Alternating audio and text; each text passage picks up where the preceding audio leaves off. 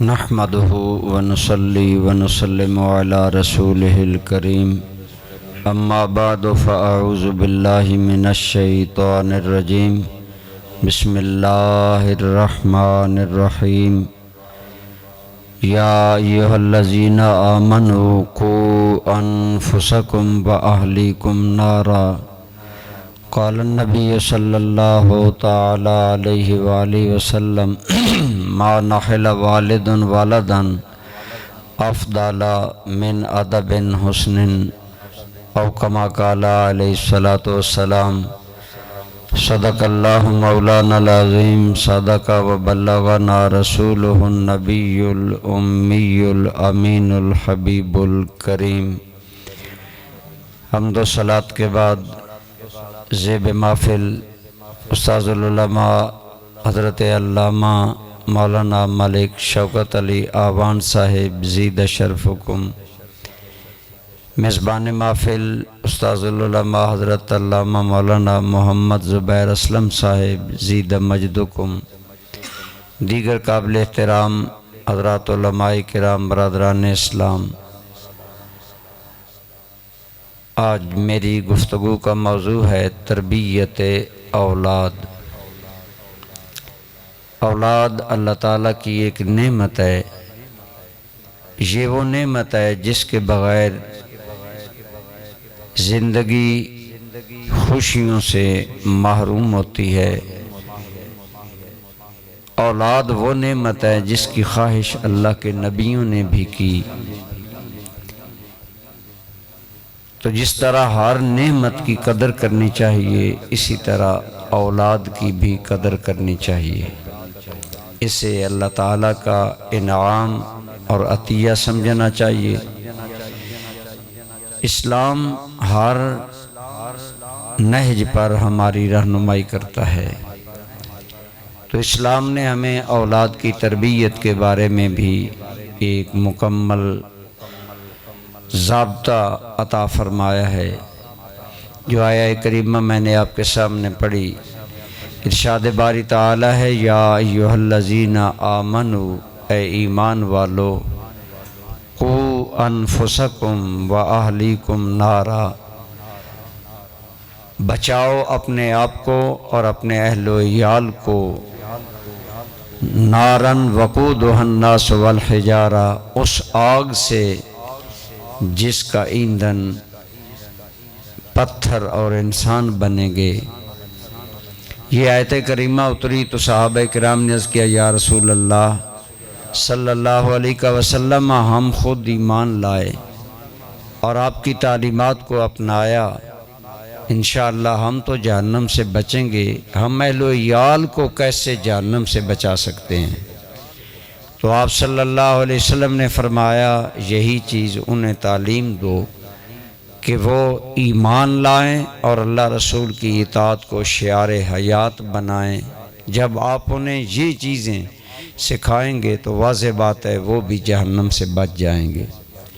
تو گویا اسلام وہ دین ہے جو نہ صرف ذاتی نجات کا خواہش مند ہے بلکہ اسلام اپنے ماننے والوں کو پابند کرتا ہے کہ وہ دوسروں کی نجات کا بھی سامان کریں، دوسروں کی نجات کے بھی اسباب پیدا کریں۔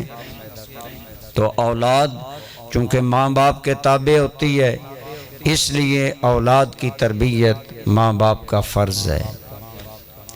تو ماں باپ پر جہاں یہ فرض ہے کہ وہ اپنی اولاد کی تربیت یعنی ان کی پرورش کریں، خوراک کے ذریعے اور دیگر انہیں زندگی کی سہولیات مہیا کریں، وہاں والدین کی یہ ذمہ داری ہے کہ وہ اولاد کے لیے جب رزق کا اہتمام کریں تو نظر رکھیں کہ رزق حلال ہو۔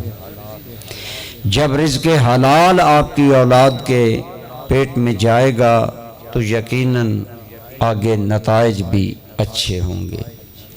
مشہور حدیث ہے، حضور نبی کریم صلی اللہ علیہ وآلہ وسلم تشریف فرما تھے، آپ کی خدمت میں صدقہ کے کھجوروں کا ٹوکرا تھا، اتنے میں امام حسن آ گئے، آپ نے ایک کھجور اٹھا کر منہ میں ڈالی تو سرکار کریم صلی اللہ علیہ وسلم نے بہت جلدی کے ساتھ آگے بڑھے اور آپ کے منہ میں انگلی ڈال کر کھجور کو باہر پھینکا اور فرمایا بیٹا اللہ نے مجھ پر اور میری آل پر صدقہ حرام کیا ہے۔ آج ہمارے بعض والدین آج محبت ہے، پیار ہے، تربیت نہیں عموماً الا ماشاء اللہ۔ ہم اولاد سے لاڈ کرتے ہیں، پیار کرتے ہیں، اولاد بچوں کا منہ مانگا موبائل انہیں مہیا کرتے ہیں، منہ مانگی سہولیات دیتے ہیں، لیکن بچوں کو تربیت نہیں دیتے۔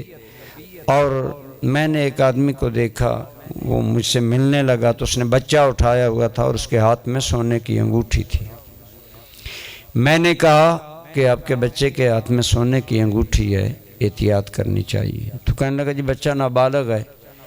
یعنی ہم آسانی کے راستے تو تلاش کر لیتے ہیں، لیکن حضور نبی رحمت صلی اللہ علیہ وسلم کا اسوہ کیا ہے کہ حضرت امام حسن نے صدقے کی کھجور منہ میں ڈالی تو نہ صرف یہ کہا کہ اس کو جلد تھوک دو، بلکہ اپنی مبارک انگلی حضرت امام حسن کے منہ میں ڈال کر فوراً کھجور کو باہر پھینک دیا۔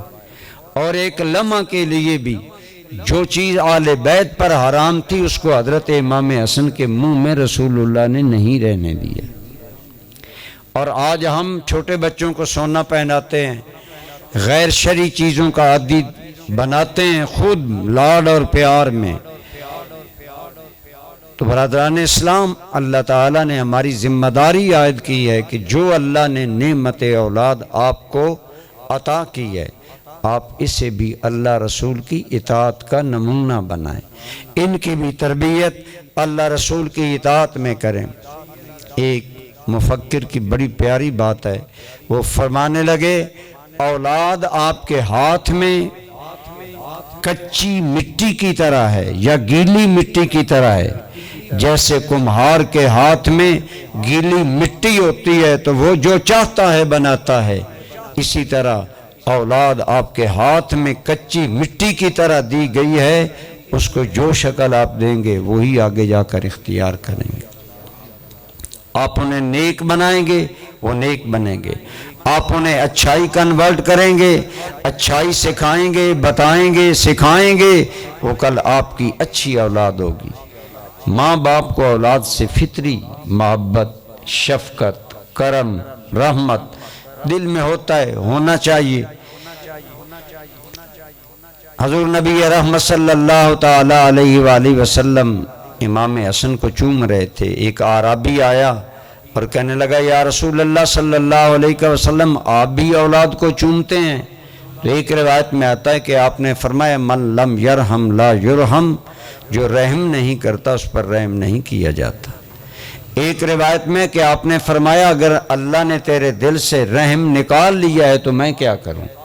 گویا اولاد سے محبت کرنا، پیار کرنا، شفقت کرنا یہ ان کا حق بھی ہے اور یہ ہماری فطرت کا تقاضا بھی ہے، لیکن اس محبت و پیار کا ایک تقاضا یہ ہے، ہر ماں باپ چاہتا ہے کہ اپنی اولاد کو بہترین تحفے دے۔ ہم بازار جاتے ہیں، سوچتے ہیں گھر جا رہے ہیں بچوں کے لیے کیا چیز لے جائیں، ہم اچھے سے اچھا گفٹ بچوں کے لیے لے جاتے ہیں، بہترین فروٹ لے جاتے ہیں، کھانے پینے کی چیزیں لے جاتے ہیں۔ میرے کریم آقا صلی اللہ علیہ وسلم نے ہمارے اس فطری تقاضا کو کیا حسین رنگ دیا۔ میرے آقا کریم کا ارشاد ہے جو میں نے خطبہ میں تلاوت کیا، ما نخل والد ولدن، کسی باپ نے اپنے بیٹے کو اس سے اچھا اور کوئی تحفہ نہیں دیا، ما نخل والد ولدن افضل من ادب حسن، کسی باپ نے اچھے ادب سے بڑھ کر اپنی اولاد کو کوئی تحفہ نہیں دیا۔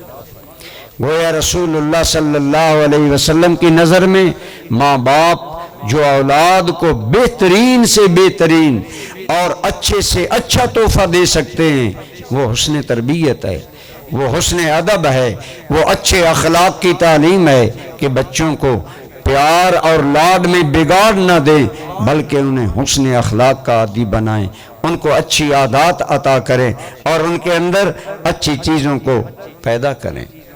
جو ماں باپ اپنی اولاد کی اچھی تربیت کے لیے متفکر رہتے ہیں، غور و فکر میں رہتے ہیں، اس ذمہ داری کا احساس کرتے ہیں، انہیں میرے کریم آقا صلی اللہ علیہ وسلم نے بشارت سنائی، فرمایا لَأَن يُعَدِّبَ الرَّجُلُ وَلَدَهُ خَيْرٌ مِّنْ أَن يَتَصَدَّقَ بِصَاعٍ او کما قال علیہ السلام، فرمایا تم ایک صدقہ ایک سا اللہ کے راستے میں 4 کلو 5 کلو گندم اللہ کے راستے میں صدقہ کرو، اس سے بہتر یہ ہے کہ تم اپنی اولاد کو اچھا ادب سکھاؤ۔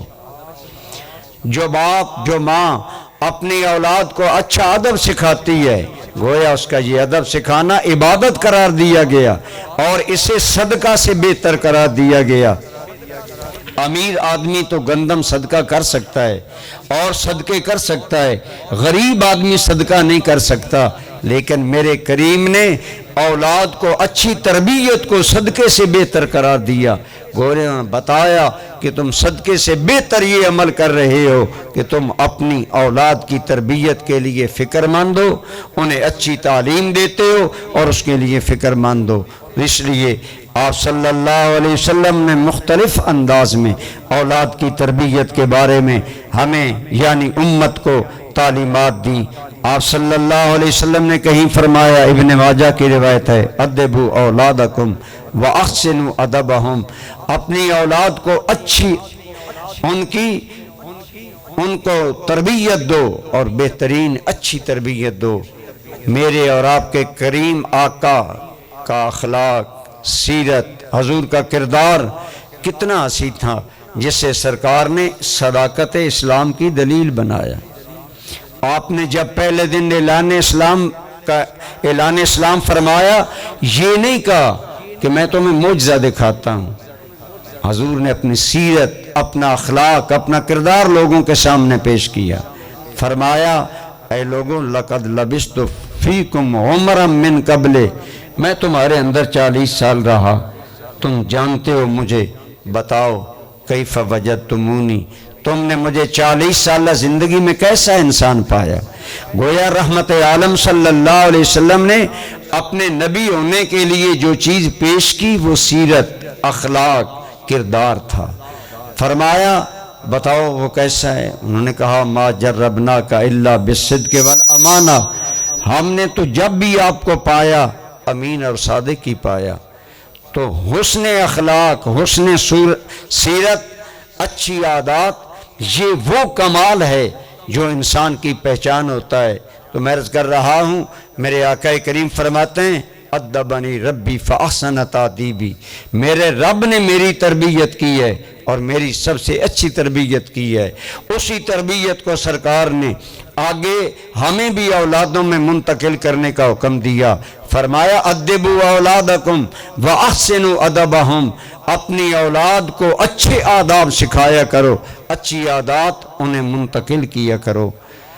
تو ماں باپ کو اس کے لیے فکر مند رہنا چاہیے، بلکہ اسلام نے ذمہ دار قرار دیا، کلکم راعٍ وکلکم مسئول عن رعیتہ، تم میں سے ہر بندہ چرواہا ہے اور وہ اپنی بھیڑوں کا ذمہ دار ہے، یعنی تم سربراہ ہو اور جو لوگ تمہارے محتاط ہیں کل ان کے بارے میں اللہ کی بارگاہ میں تم سے پوچھا جائے گا۔ باپ ماں اولاد کے سربراہ ہوتے ہیں، سرپرست ہوتے ہیں، ذمہ دار ہوتے ہیں، کل ان کے بارے میں ماں باپ سے سوال ہوگا کہ اللہ تعالیٰ نے تمہیں نعمت اولاد بخشی، تم نے انہیں کیسا انسان بنایا۔ اگر یہ احساس انسان کے دل میں بیدار ہو جائے کہ کل اللہ کی بارگاہ میں مجھے اولاد کے بارے میں جواب دہ ہونا ہے کہ میں نے اپنی اولاد کی تربیت کیسے کی، تو یقیناً پھر وہ اور زیادہ توجہ دے گا۔ تو فرمایا تم اس کے ذمہ دار ہو، کل تم سے پوچھا جائے گا کہ تم نے اپنی اولاد کی تربیت کس انداز میں کی اور انہیں کیا چیزیں سکھائیں۔ آپ صلی اللہ علیہ وسلم نے ہر مرحلہ پر ہماری رہنمائی فرمائی، فرمایا جب تمہارے بچے بولنے کے قابل ہو جائیں تو انہیں لا الہ الا اللہ کی تعلیم دو، ان کے اندر سب سے پہلا کلمہ توحید جائے، ان کے دل میں اپنے اس خالق مالک کا نام نقش ہو جائے جس رب العالمین نے انہیں پیدا فرمایا ہے، انہیں بنایا ہے، انہیں انسان بنایا ہے۔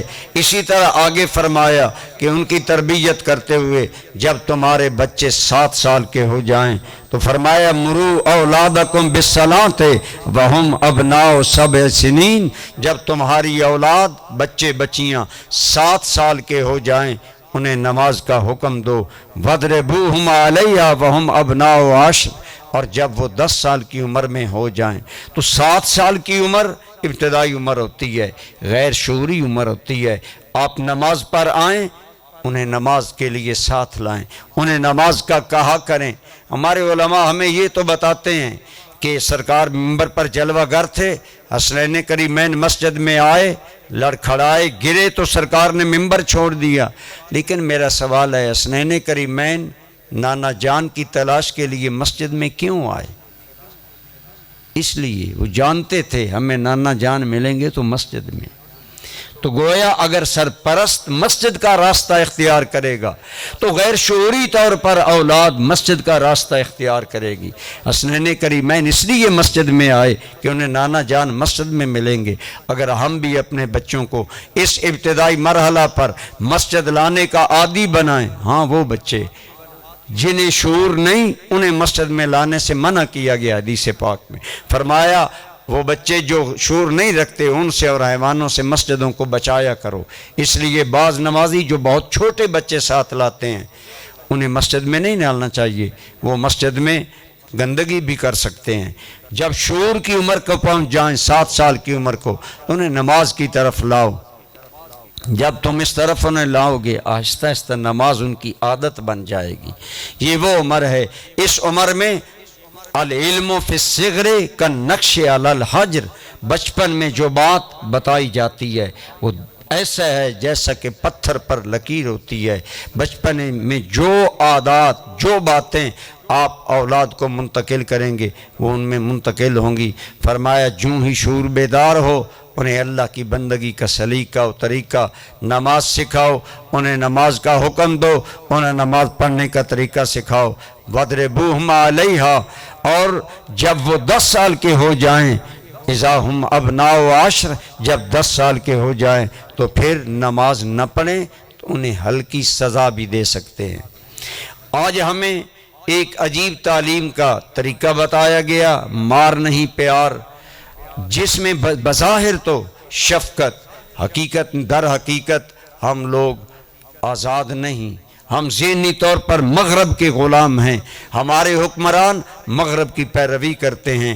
اقبال نے کہا تھا یورپ کی غلامی پہ رضا مند ہوا تو، مجھ کو تو گلہ تجھ سے ہے یورپ سے نہیں۔ یورپ کی غلامی ہمارے ذہنوں میں چھائی ہے، ان کی طرف سے یہ پیغام ملا کہ اولاد کو بالکل کچھ نہ کہا جائے، پیار ہی پیار، پیار ہی پیار۔ ابتدائی عمر اتنی کامل عقل کی نہیں ہوتی، بعض اوقات بچے کو تادیباً تھوڑی سی سزا دینا پڑتی ہے۔ اسی لیے سرکار نے فرمایا وَاضْرِبُوهُمْ عَلَيْهَا وَهُمْ أَبْنَاءُ 10، جب 10 سال کے ہو جائیں ایک روایت میں انہیں ہاتھ سے تم سزا دے سکتے ہو۔ یہ گویا ایک ڈرانے کا ذریعہ ہے، یہ وہ عمر ہے جس میں باپ کا خوف انہیں نیکی کی طرف لائے گا۔ یاد رکھیں باپ کا خوف، سرپرست کا خوف یہ اللہ کی نعمت ہے۔ جن بچوں کے سروں پر سرپرست کوئی نہیں ہوتا، یتیم ہوتے ہیں، عموماً ان کا اخلاق بگڑ جاتا ہے۔ لوگ کہتے ہیں جی یہ اس لیے ان کا اخلاق بگڑا ہے کہ ان کے سر پر کوئی نہیں، ان کا سرپرست کوئی نہیں۔ گویا سرپرست اور باپ کا خوف آدمی کو، مثلاً آپ دیکھیں اگر باپ کو بچے کو خوف ہوگا ابتداً وہ سگریٹ کا عادی نہیں بنے گا۔ اگر سگریٹ پینا بھی چاہے بچہ تو باپ سے چھپ کر پیے گا، یہ باپ کا خوف ہے جس کی وجہ سے وہ چھپ کر پی رہا ہے۔ تو یہ گویا باپ کا سرپرست کا خوف ایک نعمت ہے جو بچے کو سنوار دیا کرتا ہے۔ اسی طرح اللہ کا خوف بھی بڑے لوگوں کے لیے ایک نعمت ہے، اسی لیے قرآن میں بار بار کہا گیا اتقوا اللہ، اللہ سے ڈرتے رہا کرو، اللہ کا خوف تمہیں برائیوں سے خود بخود بچا لے گا۔ اسی طرح اولاد کو ماں باپ کا اگر خوف نہیں ہوگا، اگر یہ پہلو بند رہے گا تو پھر اولاد کی کما حقوق تربیت نہیں ہو سکے گی۔ فرمایا جب اولاد 10 سال کی عمر کو پہنچ جائیں اگر وہ نماز نہ پڑھیں ہاتھ سے سزا دے سکتے ہو۔ اور ایک اور بھی فرمایا وَفَرِّقُوا بَيْنَ مَضَاجِعِهِمْ، جب بچہ بچی 10 سال کی عمر کو پہنچ جائیں، یہ عمر کا، یہ بڑی قابل غور بات ہے، یہ عمر کا وہ حصہ ہے جس حصے میں بچے کے پروان چڑھنے میں اب خواہش نفس بھی اندر پیدا ہو رہی ہے۔ بچے بچی دونوں کے اندر اس عمر میں خواہش نفسانی جنم لیتی ہے، اس لیے حکیم فطرت رسول رحمت صلی اللہ علیہ وسلم نے فرمایا فرقوا بین مضاجعہم، جو ہی بچے 10 سال کی عمر کو پہنچے ان کے بستر الگ کر دو۔ بچے الگ یعنی ان کو اکٹھا نہ سلاؤ، اس میں انتہائی ایک نفیس بات کی طرف اشارہ کیا گیا۔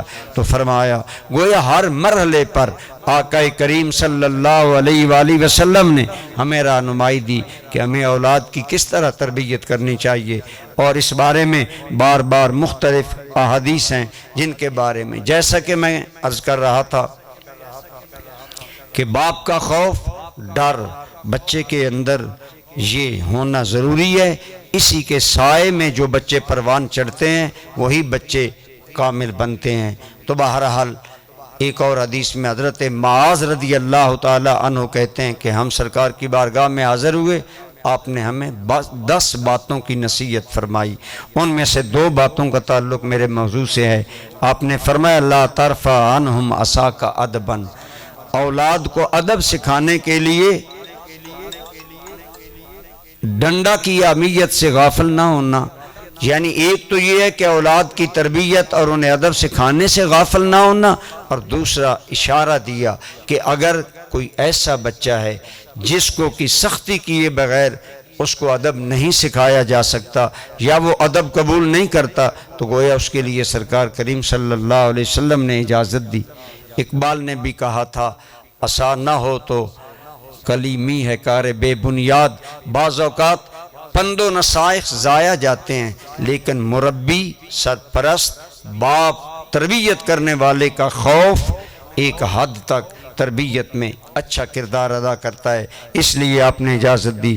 اور دوسری بڑی پیاری بات فرمایا، حضرت معاذ فرماتے ہیں سرکار نے فرمایا وَأَخْفِهِمْ فِي اللَّهِ، انہیں اللہ سے ڈرایا کرو، یعنی اللہ کا خوف انہیں ان کی تربیت میں شامل کرو کہ اللہ کا خوف ان کی تربیت میں شامل ہو۔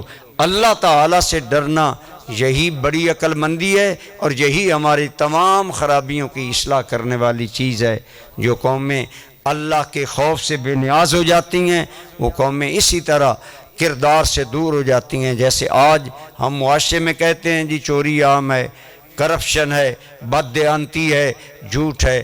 میں عرض کروں گا وہ معاشرے کے لوگ جو جھوٹ بولتے ہیں، وہ معاشرے کے لوگ جو کرپشن کرتے ہیں، وہ معاشرے کے لوگ جو ملاوٹ کرتے ہیں، وہ معاشرے کے لوگ جو معاشرے کے لیے ناسور ہیں، کیا وہ آسمان سے بارش کے قطروں کے ساتھ برسے یا ہمارے گھر میں پروان چڑھے؟ وہ ہمارے بھائی ہیں، ہمارے بچے ہیں، ہمارے پوتے ہیں، ہمارے گھروں میں پروان چڑھے۔ ہم نے انہیں کرپشن سے نفرت نہیں سکھائی، ہم نے انہیں ملاوٹ کے نقصانات نہیں بتائے، ہم نے ان چیزوں میں اللہ کی ناراضگی کا پہلو انہیں نہیں بتایا۔ معاشرے میں جتنا بگاڑ ہے عموماً ہمارا معاملہ یہ ہے کہ ہم دوسروں کو ذمہ دار کرا دیتے ہیں، کہتے ہیں جی زمانہ برا ہو گیا، حالات برے ہو گئے، حالانکہ ہم اپنی ذمہ داری کو اگر سمجھیں تو معاشرے میں جتنے لوگ موجود ہیں وہ ہمارے ہی بھائی ہیں، ہمارے ہی ساتھی ہیں، ہمارے ہی اہل خانہ ہیں، ہمارے رشتہ دار اور عزیز و اقارب اور شاگرد اور متعلقین ہوں گے۔ لہٰذا اگر ہر انسان یہ احساس کر لے کہ اسلام نے مجھے نہ صرف اپنی اصلاح کا پابند کیا ہے بلکہ ہم تو رسول اللہ کی امتی ہیں۔ آپ نے فرمایا انا آخر الانبیاء وانتم آخر الامم، میں اللہ کا آخری نبی ہوں، تم میری آخری امت ہو۔ علماء نے فرمایا اس میں یہ رہنمائی تھی کہ پہلے ایک نبی جاتا تو انسانیت کی صلاح، اصلاح اور فلاح کے لیے دوسرا نبی آتا، لیکن اب قیامت تک امت کی اصلاح کے لیے میری امت ہی کام کرے گی۔ ہماری ہی ذمہ داری ہے کہ ہم اپنی ذمہ داری کو پہچانیں۔ کتنی پیاری بات کی ہے کہنے والے نے، حق نے کی ہیں دوہری دوہری خدمتیں تیرے سپرد، خود سنورنا ہی نہیں، خود تڑپنا ہی نہیں، اوروں کو تڑپانا بھی ہے۔ جو اللہ نے آپ کو اپنی معرفت، اپنی محبت، دین کا احساس عطا کیا، آپ اس کو اپنی اولاد میں منتقل کریں، اور منتقل کرنے کے لیے کوشاں رہیں۔ ہر لمحہ اس بات کی فکر کریں کہ اللہ تعالیٰ نے مجھے جو اولاد بخشی ہے، میں اس کی تربیت کیا کر رہا ہوں۔ ایک اور زاویہ سے بھی اولاد کی تربیت بڑی اہمیت رکھتی ہے۔ الولد سر لأبیہ، اولاد باپ کا راز ہوتے ہیں، اولاد آئینہ ہوتی ہے جس سے کسی کے باپ کو دیکھا جا سکتا ہے۔ اس لیے آپ اس درد اور سوز کے ساتھ اپنی اولاد کی تربیت کریں کہ کل جو میری اولاد کو دیکھے گا وہ میری اولاد کے آئینے سے مجھے دیکھے گا۔ میری اولاد کا اخلاق، میری اولاد کا کردار، میری اولاد کی سیرت، میرے بچوں بچیوں کا طریقے زندگی لوگوں پر اثر ڈالے گا کہ یہ کیسا آدمی ہے اور یہ کیسے لوگ ہیں۔ حضور نبی کریم صلی اللہ علیہ وسلم کی ذات پاک ہمارے لیے ہر بات میں نمونہ ہے۔ حضرت سیدنا علی المرتضیٰ نے بچپن میں پرورش رسول اللہ کے سائے میں پائی۔ آپ کے والد حضرت ابو طالب کثیر العیال تھے، اولاد زیادہ تھی، آمدنی کم تھی۔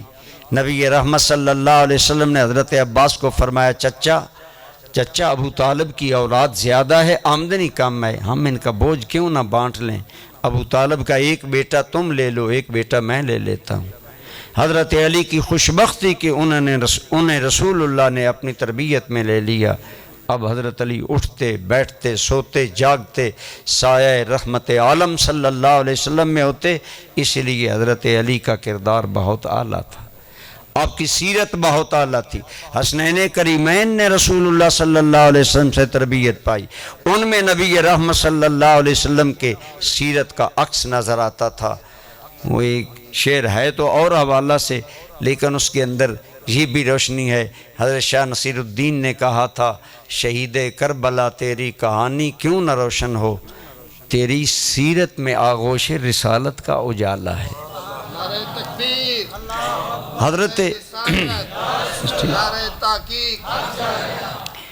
حضرت امام حسین کا اخلاق کردار، ہمیں واقعہ کربلا تو بتایا جاتا ہے، لیکن اس کے اندر حضرت امام حسین کے اخلاق سیرت کی جو باتیں وہ نہیں بتائی جاتی۔ میں بالکل شارٹ کروں گا کہ جب حر بن یزید جو ابن زیاد کی فوج کا کمانڈر امام حسین کو گرفتار کرنے آیا اور راستہ پکڑنے آیا، جب وہ وہاں پہنچا جہاں حضرت امام حسین تھے، آپ کے ساتھیوں کا پڑاؤ تھا، تو اس نے آپ سے، یہ طبری میں ہے،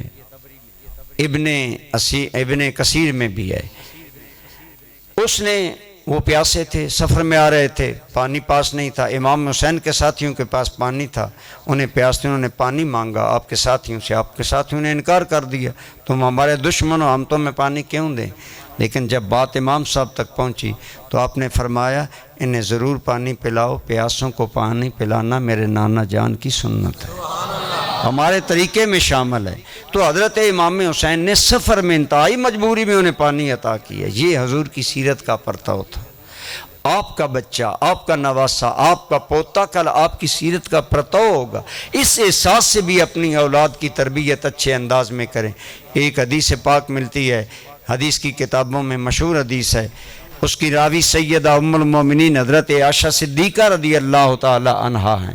آپ فرماتی ہیں کہ سیدہ فاطمہ الزہرا رضی اللہ تعالی عنہا اپنے ابا جان سے اتنی مشابہت رکھتی تھیں کہ آپ فرماتی ہیں، انداز کلام، سیرت و اخلاق اور متانت و وقار میں کوئی بھی انسان اتنا رسول اللہ سے مشابہت نہیں رکھتا تھا جتنی سیدہ فاطمہ الزہرا ابا جان سے موافقت رکھتی، مشابہت رکھتی تھیں۔ یہ آپ کا ارشاد جہاں حضرت فاطمہ الزہرا کی شان کو واضح کر رہا ہے، وہاں اس بات کا بھی ثبوت ہے کہ نبی کریم صلی اللہ علیہ وسلم نے اپنی پیاری شہزادی کی سیرت میں اپنی سیرت کو منتقل کر دیا تھا، اور سیدہ نے اپنے ابا جان کی سیرت کو یوں اپنایا کہ ام المومنین عائشہ صدیقہ جیسی ایک ذکیہ اور فتین اور ذہین عورت بھی تبصرہ کرتے ہوئے کہتی ہیں کہ رسول اللہ کی سیرت و کردار سے مشابہت فاطمہ الزہرا کی جتنی تھی اتنی اور کسی کی نہیں تھی۔ تو اس طرح اگر ماں باپ اپنی اولاد پر، اپنے بچیوں کی تربیت پر توجہ دیں تو کل وہ آپ کا پیغام ہوں گے، کل لوگوں کے لیے آپ کے لیے نیک نامی کا باعث ہوں گے۔ اس لیے بھی ہماری ذمہ داری ہے کہ ہم اپنی اولاد کی تربیت پر توجہ دیں۔ آج عموماً ہمارے احباب اس طرف توجہ نہیں دیتے۔ اس سلسلہ میں جہاں یہ ہے کہ انہیں پند و نصائح کیا کریں، تابعین کرام اپنی اولادوں کی تربیت کس طرح کرتے؟ ہمارے بعض دیہاتوں میں ایک طریقہ ہے، شاید آپ کے علاقے میں ہے یا نہیں، میرے علاقے میں ہے اور مجھے یاد ہے۔ میں عموماً اپنی تقریروں میں بھی بتاتا ہوں کہ میرا ذہن دین کی طرف کیسے منتقل ہوا۔ ہمارے چچا جان تھے حاجی محمد سعید قریشی صاحب، وہ بڑے مذہبی ذہن کے تھے۔ وہ مغرب کے بعد ہمیں کہانیاں سناتے، لیکن جن بھوت پری کی کہانیاں نہیں سناتے تھے۔ مجھے آج بھی یاد ہے کہ بچپن میں وہ ہمیں حضرت بہاؤالدین زکریا ملتانی کے واقعات سناتے تھے، حضرت شاہ رکن عالم کے واقعات سناتے تھے، حضرت بابا فرید الدین گنج شکر کے واقعات سناتے تھے۔ ان واقعات سے میری ذاتی دلچسپی دین کی طرف اولاً بڑھی، اور دوسرا اس کا سبب حضور ضیاء الامت کی زیارت و ملاقات تھی۔ تو آپ اپنے گھر میں بیٹھتے ہیں۔ آج المیہ یہ ہے کہ ہم نے اپنی زندگی کی مصروفیات کو اتنا پھیلا لیا ہے کہ باقی سارے معاملات کے لیے ٹائم ہے۔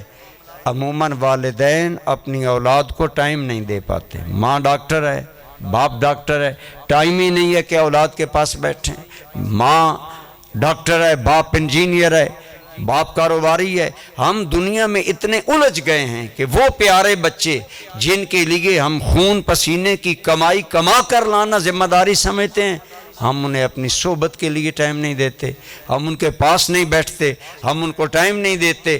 پرانے لوگوں میں طریقہ یہ تھا کہ وہ اولاد کو ٹائم دیتے تھے، ان کے پاس بیٹھتے تھے، کھانا مل کر کھاتے تھے۔ جب مل کر آپ کھانا کھائیں گے تو اگر بچہ کھانے میں بے اعتدالی کرے گا آپ اس کی اصلاح کر دیں گے۔ حضرت انس بن مالک رضی اللہ تعالیٰ عنہ حضور نبی کریم صلی اللہ علیہ وسلم کے گھر میں چھوٹے سے یہ بچے تھے۔ ان کی والدہ نے عرض کیا، آقا میرے بچے کو خدمت کے لیے قبول فرمانے۔ کیسی سعادت مند ماں تھی، کیسا سعادت مند بیٹا تھا، حضور نے خدمت کے لیے قبول کیا۔ حضرت انس فرماتے ہیں میں سرکار کے ساتھ مل کر بس دسترخوان پر کھانا کھا رہا تھا تو میں ہاتھ کھانے میں کبھی ادھر لے جاتا کبھی ادھر لے جاتا۔ میں نے جلدی میں کھانا شروع کر دیا تو سرکار نے مجھے 2 نصیحتیں کی۔ حضرت انس فرماتے ہیں مجھے آج بھی یاد ہے، آپ نے فرمایا اے بچے، کیا کرم ہے حضرت انس کو رسول اللہ نے اس انداز میں مخاطب کیا، اے بیٹے 2 چیزوں کو مد نظر رکھو، ایک بسم اللہ پڑھ کر کھانا شروع کیا کرو، اور دوسری بات وَقُلْ مِمَّا يَلِيكَ، جو تیرے سامنے ہے وہاں سے کھایا کرو۔ حضرت انس کہتے ہیں یہ بات زندگی بھر مجھے یاد رہی۔ ہمارے پاس ٹائم نہیں ہے کہ ہم اپنی اولادوں کے ساتھ بیٹھ کر کھانا کھائیں، ان کے ساتھ بیٹھ کر مشاورت کریں، باتیں کریں، لیکن تابعین کرام ان کا انداز یہ تھا کہ اپنے بچوں میں جب بیٹھتے تو رسول اللہ کے غزوات کا ذکر کرتے، حضور نبی کریم صلی اللہ علیہ وسلم کی زندگی کے واقعات بیان کرتے، صحابہ کرام کی زندگی کے واقعات بیان کرتے۔ اور یہ فطرت انسانی کا ایک عجیب تاثر ہے کہ انسان کہانی سے اثر زیادہ لیتا ہے۔ کوئی بھی کہانی بنا کر آپ سنائیں وہ زیادہ اثر لیں گے اور وہ بچے کے دل میں زیادہ اترے گی۔ تابعین اپنی اولادوں کو صحابہ کرام کے واقعات سناتے۔ ہمیں ملتا ہے کہ بعض روایات میں آتا ہے کہ تابعین نے سوال کیا صحابی سے کہ آپ فرمائیں کہ رسول اللہ نے یہ کام کیسے کیا، پھر وہ صحابی وضاحت کرتے۔ تو اس طرح ان کی یہ تربیت گویا ان کے بزرگوں نے اپنے بزرگوں کے واقعات اپنی اولاد میں منتقل کیے۔ آپ اپنے گھر میں بیٹھتے ہیں، آپ ان کو واقعات سنائیں، آپ انہیں اولیاء کرام کے واقعات سنائیں، آپ انہیں تابعین اعظام صحابہ کرام انبیاء کرام کے واقعات سنائیں۔ انبیاء کرام کے واقعات تو اکثر لوگوں کو آتے ہیں، شروع میں کہانی کے رنگ میں آپ اپنے بچوں کو یہ باتیں سنائیں۔ تو اسی طرح میں عرض کر رہا تھا کہ ہمیں بچوں کو ٹائم دینا چاہیے، ان کے پاس بیٹھنا چاہیے۔ قریب سے جتنی تربیت کی جاتی ہے کی جا سکتی ہے اتنی دور سے نہیں کی جا سکتی۔ تو بہرحال اس طرف بھی ہمیں خیال کرنا چاہیے کہ ہم اپنی اولاد کو ٹائم دیں، ان کے ساتھ بیٹھیں، تو اپنی ہر بات کے ساتھ ان کو نصیحت بھی دیں۔ لیکن ہم یہ سارے لوگ جانتے ہیں کہ قول سے فعل زیادہ اثر رکھتا ہے۔ اللہ تعالیٰ نے ہمیں رہنمائی کے لیے دو چیزیں دی، ایک تھیوری دی، ایک پریکٹیکل دی ہے۔ تھیوری قرآن ہے اور پریکٹیکل سیرت مصطفیٰ ہے صلی اللہ علیہ وسلم۔ اسی لیے ام المومنین سے جب پوچھا گیا، سیدہ ام المومنین عائشہ صدیقہ سرکار کا اخلاق کیسا تھا، تو آپ نے فرمایا کان خلقہ القرآن، کیا تم نے قرآن نہیں پڑھا؟ سر سے لے کر پاؤں تک تنویر ہی تنویر ہے، منہ سے جیسے بولتی قرآن کی تفسیر ہے۔ سیدہ نے کہا کیا تم نے قرآن نہیں پڑھا؟ ہاں پڑھا ہے۔ فرمایا جو کچھ قرآن ہے وہ لفظوں میں ہے، اسے عمل میں مصطفیٰ نے دنیا کو کر کے دکھایا ہے۔ حضور نبی رحمت صلی اللہ علیہ وآلہ وسلم کی سیرت میں ہمیں ساری باتیں ملتی ہیں۔ میں بتانا یہ چاہتا ہوں کہ قرآن تھیوری ہے، نبی رحمت صلی اللہ علیہ وسلم کی حیات طیبہ اس کی پریکٹیکل ہے، عملی ہے۔ عملی چیز کا اثر زیادہ ہوتا ہے۔ آپ بھی اولاد کے سامنے نصیحتیں کریں، انہیں باتیں بتائیں، لیکن سب سے زیادہ جو چیز آپ کی اولاد کی تربیت پر مثبت اور اچھا اثر ڈالے گا وہ آپ کا ذاتی کردار ہوگا۔ اگر ماں باپ نمازی ہوں گے یقیناً اولاد نمازی ہوگی۔ ماں باپ مسجد میں آئیں گے، ماں باپ اگر بچوں کو حلال کھلائیں گے، کل بچے بھی ماں باپ کے فرما بردار ہوں گے، نیک ہوں گے۔ مولانا محبوب صاحب فرما رہے تھے یہ بھی ذکر کرنا، آج اولادیں کیوں والدین کی فرما بردار نہیں؟ پڑھے ہوئے ہیں، اسکول جاتے ہیں، کالجز میں جاتے ہیں، لیکن بیٹا جب جرنل کرنل بن جاتا ہے تو ایسا بھی واقعہ سننے میں آیا ہے کہ بیٹا کہتا ہے کہ ابا جی ذرا میری جوتی پر کپڑا مار دینا۔ اس تعلیم پر لعنت ہے۔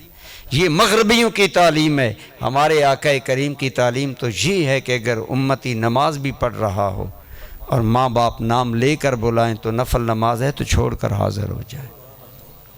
بہرحال یہ دوسری طرف ماں باپ کے حقوق میں جائے گا، لیکن بات یہ ہے کہ آپ کا عمل آپ کے قول سے زیادہ آپ کی اولاد پر اثر ڈالے گا۔ جو آپ کریں گے، میں حضور سیدی ضیاء الامت رحمۃ اللہ تعالیٰ علیہ، آپ مجھے 1988 میں انگلینڈ لے گئے، وہاں مجھے تقریباً 1 سال 11 ماہ کے قریب انگلینڈ میں اور کچھ عرصہ ہالینڈ میں رہنے کا موقع ملا۔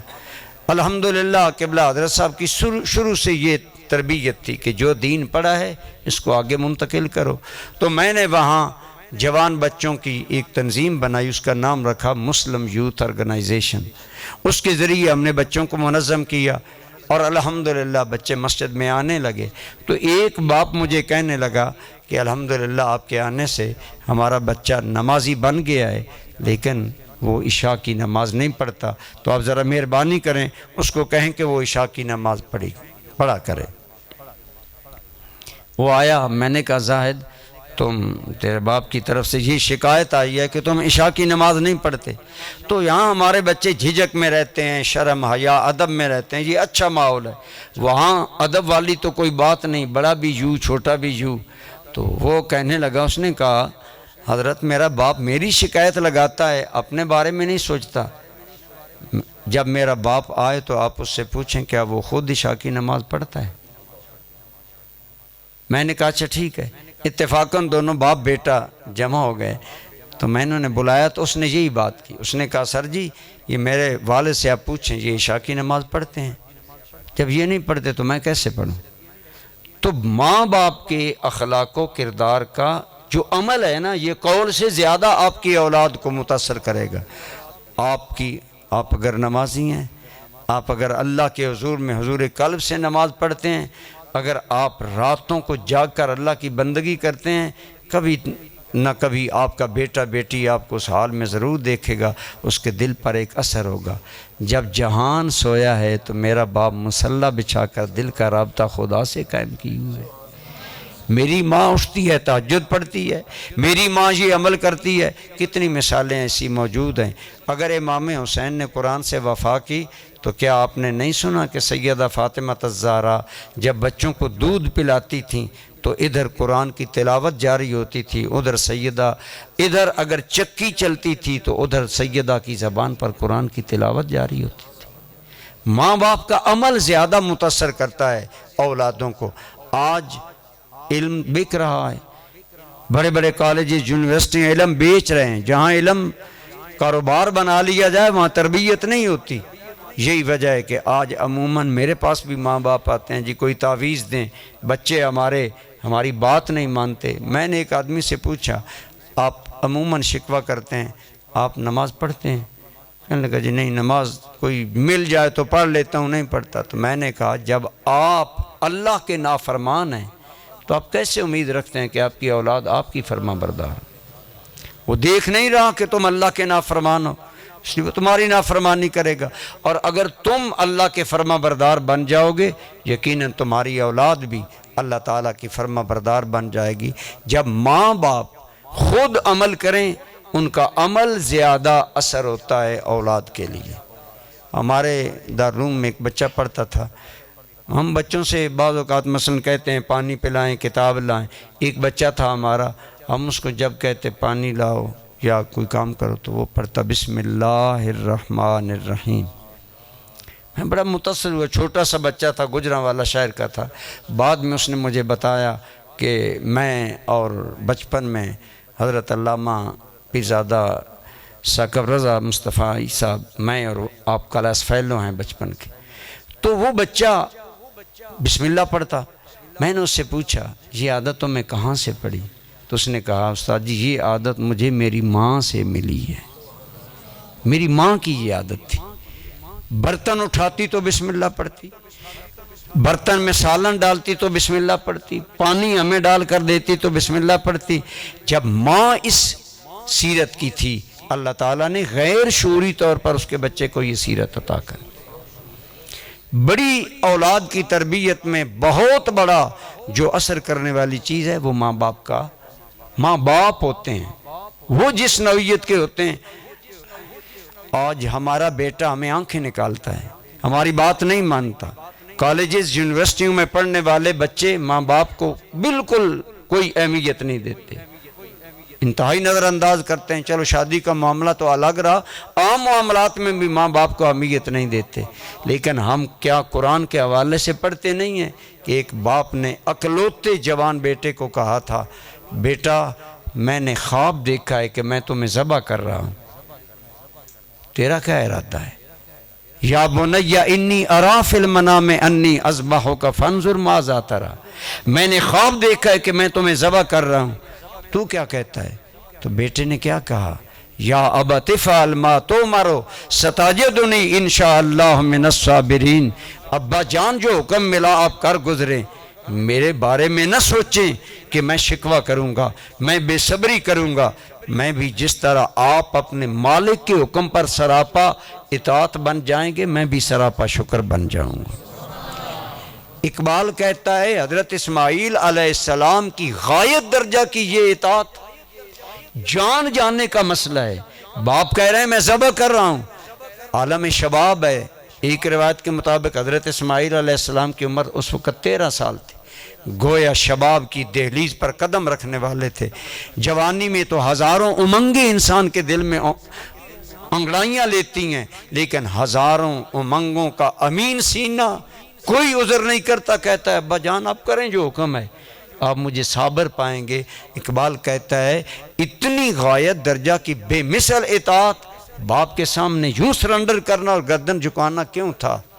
یہ فیضان نظر تھا یا کہ مکتب کی کرامت تھی؟ سکھائے کس نے اسماعیل کو آداب فرزندی؟ اقبال کہتا ہے یہ اس کے باپ ابراہیم علیہ السلام کا فیضان نظر تھا، یا پھر پہلا مکتب ماں کی گود ہوتی ہے یہ اس کا فیضان تھا۔ ہاجرہ نے اللہ کی اطاعت میں مکہ کے لک و دک صحرا میں اپنے بیٹے کی پیاس دیکھی تو آج بیٹا اتنا فرما بردار ہے۔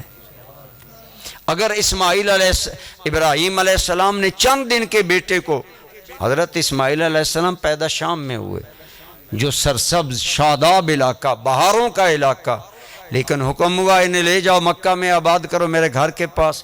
حضرت ابراہیم علیہ السلام نے کوئی چونچرا نہیں کی، بیوی بچے کو لیا، شام کی بہاریں چھوڑ کر عرب کی لو میں آ کر بچے اور بیوی کو چھوڑ کر جانے لگے تو سیدہ حاجرہ نے دامن تھام لیا، کہاں ہمیں یہاں موت کے منہ میں چھوڑ کر، نہ زندگی ہے، نہ سایہ ہے، نہ پانی ہے، نہ انسان ہے، کہاں جا رہے ہیں آپ ہمیں موت کے منہ میں دے کر؟ فرمایا ہا قضا امرنی ربی، حاجرہ یہ میری بات نہیں، یہ رب کی ہے۔ حاجرہ نے ہاتھ ڈھیلا کر دیا، فرمایا اذ لا یضیعنا، ہمارا رب ہمیں پھر ضائع نہیں کرے گا۔ جب حاجرہ اتنی اللہ کی فرما بردار تھی تو اس کی مکتب، اس کی گود میں پلنے والا اسماعیل اتنا فرما بردار تھا۔ ماں باپ کا عمل اصل میں آگے چلتا ہے، وہ اثر کرتا ہے۔ آپ نے، میں نے ایک نام سنا ہے جو بظاہر ایک وکیل آدمی تھا، بیرسٹر تھا، لیکن آج اس کا نام مسجدوں میں لیا جاتا ہے، آج اس کا نام ممبروں پر لیا جاتا ہے، آج اسے دنیا ترجمان حقیقت کہتی ہے، کوئی فیلسوف اسلام کہتا ہے، کوئی کچھ کہتا ہے۔ اس کا نام اقبال ہے۔ اقبال کے بارے میں آپ جانتے ہیں علامہ اقبال کیا تھے؟ ایک مرتبہ آپ کے ساتھیوں نے آپ سے سوال کیا کہ اقبال یہ بات سمجھ نہیں آتی کہ تم پروان سکولوں میں چڑھے، تعلیم کالجوں یونیورسٹیوں میں پائی، پی ایچ ڈی کی، یورپ میں رہے، لیکن ہم تمہیں دیکھتے ہیں کہ جب سرکار کا نام نامی آتا ہے تو تیری آنکھیں اشک بار ہو جاتی ہیں، تو سرکار کی محبت میں رونا شروع کر دیتا ہے۔ یہ تیری اشک بار آنکھیں ہمیں بتاتی ہیں کہ تیرے دل میں عشق مصطفیٰ کا ایک سمندر موجیں مار رہا ہے۔ اقبال یہ عشق مصطفیٰ تمہیں کہاں سے ملا، کیسے ملا؟ سنیں اقبال نے کیا ان دوستوں کو جواب دیا۔ اقبال نے انہیں کہا یہ بات تمہاری ٹھیک ہے، بظاہر میری تربیت، میرے ادارے غیر اسلامی تھے، میں بھی عام لوگوں کی طرح پڑھا، لیکن یہ عشق کی جوت مجھے میرے باپ نے لگائی ہے، یہ کرم میرے باپ نے مجھ پر کیا ہے۔ حضرت علامہ اقبال کے والد کا نام تھا شیخ نور محمد قادری، یہ سلسلہ قادریہ میں بیعت تھے اور بہت نیک انسان تھے۔ آپ نے اگر ان کا فوٹو دیکھا ہو تو آپ نے دیکھا ہوگا سنت کے مطابق بھاری داڑھی ہے علامہ اقبال کے والد گرامی۔ اقبال اپنا واقعہ بیان کرتے ہوئے کہتا ہے، اپنے فارسی کلام میں اقبال نے اس کو ذکر کیا۔ اقبال کہتے ہیں میں ایک دن کوئی اعلیٰ امتحان دینے کے لیے مطالعہ میں مصروف تھا۔ جب امتحان قریب ہوتا ہے، مثلا مقابلے کا امتحان ہو، اے سی بننا ہو، ڈی سی بننا ہو، یا اعلیٰ کوئی ڈگری ملنی ہو تو آدمی محنت کرتے ہیں، آج ہمارے بچے محنت کرتے ہیں جج بن جائیں۔ اقبال کہتا ہے میں اپنے مطالعہ میں منہمک تھا، بڑے غور سے مطالعہ کر رہا تھا کہ ایک سائل ہمارے دروازے پر، اس نے صدا لگائی مجھے کچھ دو وغیرہ، اسے کوئی جواب نہ ملا تو اس نے زور سے دروازے کو پیٹا۔ جب ایک مرتبہ، دو مرتبہ اس نے دروازے کو پیٹا تو میری وہ توجہ جو مطالعہ میں تھی اس میں خلل آ گیا، لہٰذا میں پریشان ہو گیا تو مجھے غصہ آیا۔ ابتدائی دن تھے، اٹھتی جوانی تھی، شباب کا کمال تھا، جذبات کا کمال تھا، میں غصے میں آیا اور میں نے کتاب رکھی اور میں دوڑتا گیا اور میں نے اس بھکاری کے منہ پر زناٹے دار تماچا رسید کیا۔ جب میں نے اس کو تماچا مارا وہ رونے لگا، بد دعائیں دینے لگا، چلا گیا۔ میں آ کر اپنے مطالعہ میں مصروف ہو گیا، لیکن جب مطالعہ سے فارغ ہوا تو میں نے دیکھا کہ والد محترم پریشان ہے۔ میں سمجھ گیا کہ والد صاحب میرے اس عمل کی وجہ سے پریشان، لیکن اب ڈر بھی رہا تھا، لیکن مجھ سے والد کی پریشانی نہ دیکھی گئی۔ یہ ہوتی ہے سعادت مند اولاد جنہیں والدین کی پریشانی پریشان کر دیتی ہے۔ آج والدین کی پریشانی کا اولاد احساس نہیں کرتے، بچوں کو بھی اس جانب توجہ دینی چاہیے۔ اقبال کہتے ہیں کہ میں اپنے والد صاحب کے پاس گیا، میں نے عرض کی آپ مجھے پریشان نظر آتے ہیں، آپ کی پریشانی کی وجہ کیا ہے؟ تو علامہ اقبال کہتے ہیں جب میں نے والد سے یہ بات کی تو پہلے تو میرے والد صرف اشکبار تھے، پھر میرے بات کرنے سے والد پھوٹ پھوٹ کر رونے لگے۔ یوں محسوس ہوا جیسے دکھی آدمی سے دکھ پوچھا جائے تو وہ دکھ کی شدت میں اور رونا شروع کر دیتا ہے۔ میرے والد کا یہی حال تھا۔ اب اقبال کہتے ہیں میں سمجھ گیا کہ وجہ باپ کے دکھ کی میں ہوں، تو کہتے ہیں میں نے منتیں کی، والد صاحب کے پاؤں پکڑے، مہربانی کریں مجھے معاف کر دیں، آئندہ ایسی غلطی نہیں ہوگی۔ تو کہتے ہیں میرے والد نے کہا میں تمہیں معاف تو کرتا ہوں لیکن ایک شرط ہے، اور وہ شرط علامہ نے اپنے انداز میں پیش کی۔ علامہ کہتے ہیں کہ میرے والد نے مجھے فرمایا بر پدر این جور نازے با مکن، پیش مولا بندہ را رسوا مکن۔